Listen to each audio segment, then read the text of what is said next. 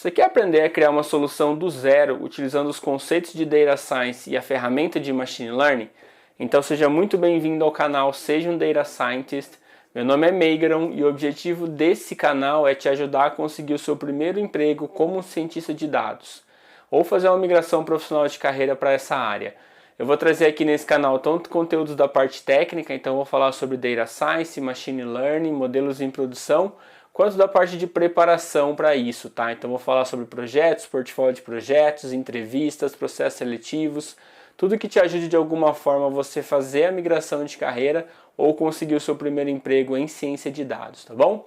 E nesse vídeo eu quero mostrar para você 4 erros que nós cometemos ao interpretar a métrica de R², tá? Se você gostou da ideia, se inscreve no canal, deixa seu like nesse vídeo aqui também. E durante a minha explicação, se você não entender alguma coisa, escreve aqui nos comentários que eu vou tentar te ajudar de alguma forma, tá bom? Os likes me ajudam também a saber se esse tipo de conteúdo você está gostando, se eu deveria continuar produzindo esse tipo de conteúdo, tá bom?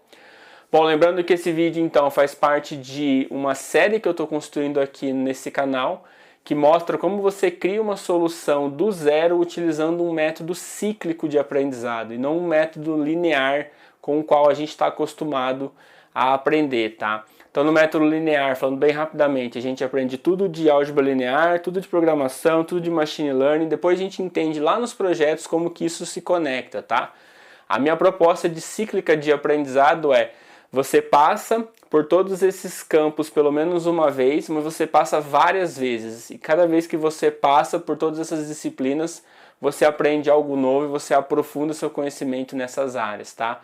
Desse modo, você consegue criar o seu conhecimento ao longo do tempo. Você vai amadurecendo o seu conhecimento e vai aprimorando os seus conhecimentos, tá bom? Bom, então nesse vídeo aqui nós estamos fazendo o ciclo 5, tá? Eu vou deixar aqui na descrição desse vídeo os outros 4 ciclos para você assistir também. E lembrando que a gente está criando uma solução para o problema da House Rocket, tá? Se você não está familiarizado ainda com esse problema, dá uma olhadinha lá no blog sejaumdatascientist.com. Procura por esse artigo lá, os 5 projetos de Data Science que fará o recrutador olhar para você. Dá uma lida nesse artigo, é um artigo simples de entender, muito rápido de ler também. Eu contextualizo lá todo o problema da House Rocket, tá? Que é um problema fictício. E eu dou também 10 passos para você resolver esse problema aqui de um ponto de vista de gerar insights para o negócio, tá? Aqui no canal, nessa série, eu vou resolver o mesmo problema, mas de um ponto de vista de modelagem, de machine learning, tá bom? Bom, bora lá então entender quais são os 4 principais erros que a gente comete ao interpretar a métrica de R², tá? Lembrando que no ciclo 4 a gente demonstrou como que a métrica de R² é construída, tá? E lembrando que o R² ou R-score, ele mostra qual que é a porcentagem que o meu modelo ele é melhor do que um modelo de médias, tá? Então, quão bom o meu modelo é em relação ao meu modelo de médias em termos de porcentagem.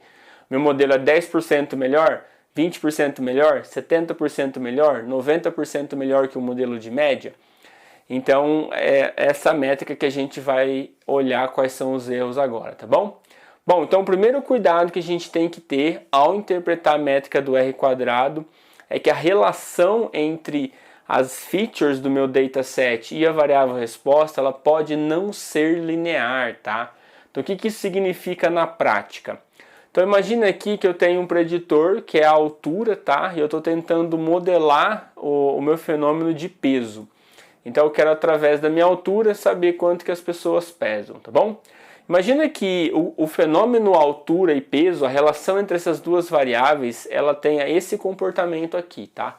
Lembrando que a gente consegue ver o comportamento dessas variáveis porque é um gráfico 2D, certo? Eu tenho só um preditor aqui. Num problema real de Data Science, a gente tem vários preditores, né? Que são todas aquelas colunas do meu dataset de treino. Então a gente não consegue enxergar o fenômeno aqui, é por isso que a gente utiliza métodos matemáticos para encontrar esse fenômeno em altas dimensões, tá bom? Mas vamos imaginar então que a relação entre altura e peso seja dessa forma. Quando eu tenho alturas pequenas, eu tenho pesos altos, né? E conforme eu vou aumentando a minha altura, o meu peso vai caindo, mas até um certo ponto. Depois desse ponto, conforme eu vou aumentando a minha altura, o meu peso também vai aumentando, tá? Então eu tenho um comportamento de uma parábola aqui de concavidade para cima, tá? Então imagina que eu estou querendo modelar essa relação aqui em alta dimensão. Imagina que eu não tenho só a altura, mas eu tenho outros preditores, tá? E quando eu crio o meu modelo, imagina que ele é essa reta aqui em alta dimensão, tá? Então eu vou chamar essa reta aqui de y chapéu, porque são as minhas predições, a minha estimativa, tá? E depois que eu construo esse modelo, eu calculo o R quadrado desse meu modelo. E aí esse R quadrado dá zero, ou 0%, tá? Porque lembrando que o R quadrado é uma proporção. É o valor entre 0 e 1. Se eu multiplicar por 100, eu tenho uma porcentagem, tá? Imagina que meu R quadrado deu zero. Aqui que é a primeira coisa que você pode afirmar quando você olha para o R quadrado igual a zero, tá? Você pode falar assim, tá? Eu acho que não há relação entre os meus preditores e a minha variável resposta, tá? E aí esse é o grande problema, tá? Esse tipo de afirmação aqui, quando você vê o R-score quadrado, ele é uma interpretação errada. Porque na verdade há uma relação entre altura e peso, mas ela não é linear, tá?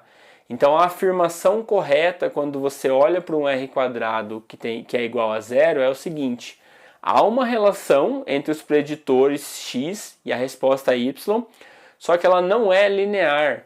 Então uma coisa que a gente tem que lembrar sempre é que o R quadrado ele é uma medida de o quão forte o meu modelo representa um comportamento linear. Então se eu tenho um fenômeno que ele não é linear, muito provavelmente o R quadrado ele vai ficar distorcido, tá? Então é muito importante ter isso em mente. Quando o R quadrado é igual a zero, não quer dizer que eu não tenho nenhuma relação. Quer dizer que essa relação ela pode não ser linear. Aqui eu consigo ver porque eu tenho um preditor só, mas no mundo real eu não consigo enxergar essa correlação porque eu tenho 10 preditores, né? Eu trabalho em alta dimensão. Então nunca diga que eu não tenho nenhuma relação entre as variáveis. Eu tenho uma relação, ela só não pode ser linear. E o meu R quadrado ele mede relações lineares entre as variáveis, tá bom? Bom, então esse é o primeiro cuidado que a gente tem que ter ao interpretar o meu R quadrado, tá bom? O segundo cuidado que a gente precisa ter é o seguinte: o modelo ele ainda pode ser melhorado mesmo com um valor alto de R quadrado. Então imagina que você construiu lá o seu modelo e aí você tem um R-score muito alto e você fala assim, cara, todas as minhas variáveis elas explicam quase que perfeitamente o meu fenômeno todo, tá? A gente não pode afirmar isso pelo seguinte caso. Então imagina o seguinte, que eu tenho lá o meu peso e a minha altura, né? São o meu modelo simples, univariado, e eu tenho agora um comportamento dessa forma aqui. Então a minha altura, conforme ela vai crescendo linearmente, o meu peso também vai aumentando linearmente, até que um certo ponto, a cada incremento de altura, eu tenho um aumento exponencial do meu peso, tá? E aí eu faço o meu modelo lá de regressão, tá? Imagina que em alta dimensão ele dá essa reta aqui. E aí se eu calcular o meu R quadrado desse modelo, ele provavelmente vai dar algo perto de 95%, tá? Porque você tem um comportamento aqui linear em um certo trecho de altura e peso, mas nos outros trechos você tem um comportamento exponencial, por exemplo.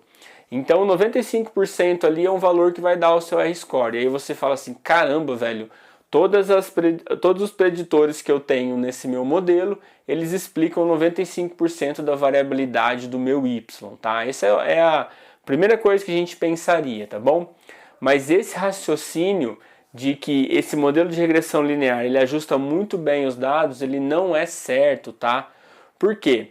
Porque a interpretação certa é o seguinte: um alto R quadrado, um alto R-score, ele diz que o preditor, que são os preditores X, né? Eles explicam sim uma boa parte do fenômeno, mas a gente ainda pode melhorar o modelo. Porque se a gente tivesse feito um modelo aqui de crescimento exponencial, com certeza ele fitaria os dados muito melhor do que a minha reta. Então mesmo que você tenha um R quadrado alto, não acho que o seu modelo está 100% acurado, porque é claro que a gente tem outras métricas para olhar a performance do modelo, mas a gente sempre tem que lembrar que o R quadrado ele mede a força das correlações lineares entre as variáveis, tá? E imagine que o fenômeno ele pode não ser linear, ele pode ser fenômeno não linear, tá? Então você vai ter uma distorção do R quadrado, tá bom? Bom, então esse aqui é o segundo cuidado que você tem que ter. Nunca chega ao final, né? Fala que você não tem mais melhoria ao observar um R² alto, porque pode ser que o fenômeno está parcialmente modelado, tá bom? Bom, cuidado número 3. Dados outliers, cuidado com os outliers, né? Porque eles podem levar a conclusões erradas. Isso aqui, cara, eu acho bizarro isso aqui. Eu vou mostrar para você por quê. Aqui a gente tem, por exemplo, a nossa altura e o nosso peso, certo? Imagina que a gente tem uma relação entre altura e peso aqui dessa forma, tá? Então se você olhar, quando a altura ela é pequena, a gente tem um peso pequeno também.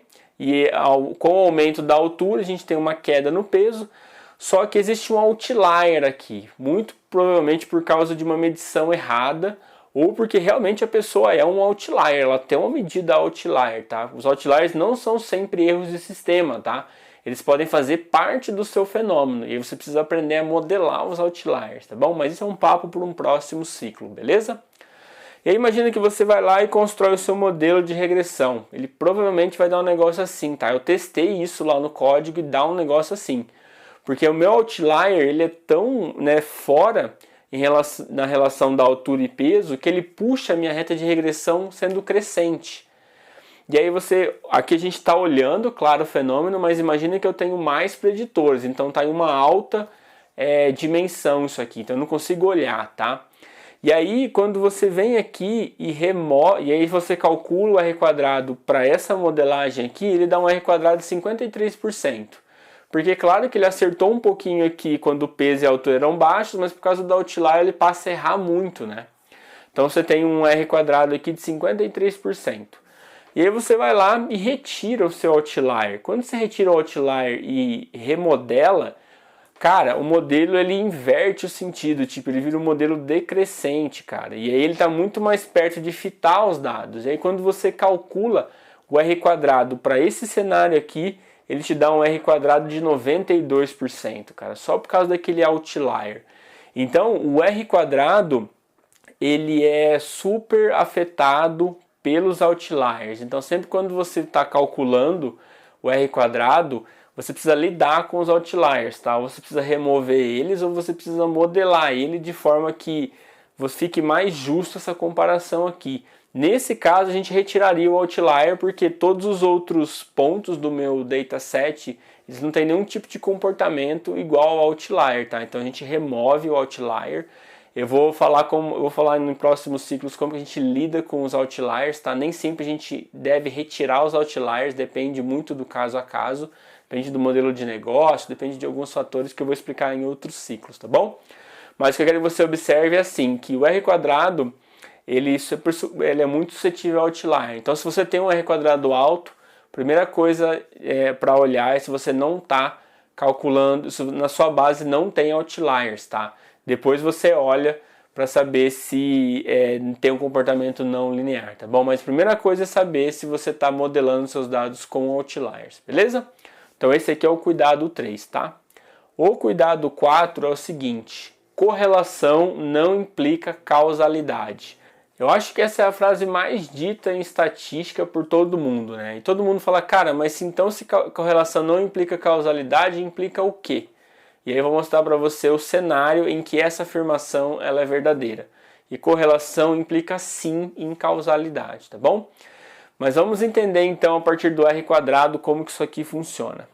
Então imagina que eu tenho aqui agora, vamos mudar as variáveis para a gente também usar outros exemplos, tá? Então imagina que eu tenho uma variável preditora aqui que é o consumo do vinho, sei lá, pode ser consumo de álcool, qualquer outra coisa. E aí imagina que a gente calculou então esse consumo de vinho ao longo dos anos de várias pessoas e se essas pessoas acabaram morrendo por mortes cardíacas ou não, tá? E vamos imaginar que a gente tem um fenômeno dessa forma aqui, que parece que conforme você aumenta o consumo de vinho, você diminui a morte por doenças cardíacas, tá? Esse é um exemplo super clássico que as pessoas mostram, onde a correlação não implica causalidade, tá? E aí você constrói então o seu modelo de regressão e aí você calcula o seu R² que vai dar super alto aqui. Mas a gente não pode afirmar que O consumo de vinho explica 90% das mortes por doenças cardíacas, tá? Então aquele explicar, lembra que é devido à correlação não implicar a causalidade, né? Por isso que a gente não pode falar que explica. Por que a correlação ela não implica causalidade? Porque a gente tem, dentro do método científico, a gente tem dois tipos de experimentos, tá? O primeiro experimento que a gente chama é onde a gente tem controle total dos valores das variáveis preditoras. Então eu controlo todos os valores que eu tenho. E aí nesse experimento controlado eu consigo variar uma dessas preditoras e aí eu consigo ver o quanto que essa variação impacta na minha variável resposta. Nesse cenário onde eu controlo todos os valores, a correlação implica sim na causalidade, tá? Mas Megra, onde que esse experimento ele é feito? Cara, pesquisas científicas são baseadas nesse tipo de experimento. Então é tudo um ambiente controlado. As pessoas tentam controlar o máximo possível os valores das outras preditoras. E aí ele consegue realmente ver o impacto de cada uma dessas variáveis em relação à minha variável resposta, tá? Então, nesses experimentos científicos que as pessoas que estão fazendo doutorado, mestrado, eles criam, lá você pode dizer que a correlação implica causalidade, tá? Nesse ambiente controlado. Agora, existe um outro experimento que é o que a gente faz em Data Science, que a gente faz em Machine Learning, que é esse estudo observacional que a gente fala. E como que esse experimento é feito, Meigron? É o seguinte, você observa e você guarda os valores das variáveis preditoras da maneira que elas acontecem. Então é basicamente você guardar todos os eventos em um banco de dados, por exemplo. Então aumentou o número de pessoas, aumentou a receita, você vai guardando essas coisas, você não tem controle nenhum dessas variáveis, você vai só observando o fenômeno e vai guardando. Quando a gente cria um modelo sob essas condições de um estudo de observabilidade, nós não podemos falar que a correlação implica causalidade, porque a gente não tem o controle de todos os valores das variáveis, tá? Então o que a gente faz muito em ciência de dados, a gente faz em machine learning, é sempre esse estudo observacional, né? A gente observa o fenômeno, guarda os valores e tenta modelar isso. Então eu não posso dizer que as minhas variáveis elas explicam o fenômeno, porque não tem correlação, a correlação não implica causalidade nesse cenário, tá bom? Bom, então eram esses os 4 cuidados que eu queria falar para você nesse vídeo, tá? Então só repassando aqui rapidamente, a gente tem o cuidado 1, que é em relação a relação entre as ciências e a variável resposta, ela pode não ser linear. Então se você tem um r quadrado igual a 0, toma cuidado para falar que as minhas features, elas explicam ou elas não explicam a minha variável resposta, tá? Porque o comportamento, a relação pode ser não linear. E lembrando que o R-score, o R quadrado, ele é a medida da relação linear entre as variáveis e a variável resposta, tá? Então ele sofre uma distorção quando essa relação ela não é linear, tá bom? Bom, cuidado 2. O modelo ainda pode ser melhorado mesmo com alto valor de R quadrado. Então lembra daquele gráfico lá, se você tiver um R quadrado alto, não ache que você chegou no fim do seu projeto, tá? Porque existem outras métricas complementares que você precisa observar. E toma cuidado que pode ser que você está medindo uma relação parcial, tá? Que se você usar modelos que modelam um comportamento não linear, você teria resultados melhores, tá bom?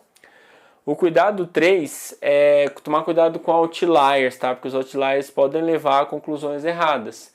Então, tentar remover os outliers ou lidar com eles de forma com que eles fiquem que eles representem realmente o fenômeno, tá? E isso vai te dar um R quadrado bem mais justo, tá?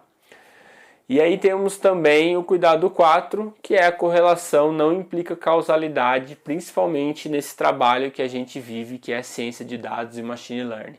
Lembrando que a gente modela coisas sobre um experimento de observabilidade e não é um experimento controlado igual na academia, onde as pessoas defendem as suas teses, doutorados, fazendo tudo super controlado, em um ambiente tudo controlado, tá bom?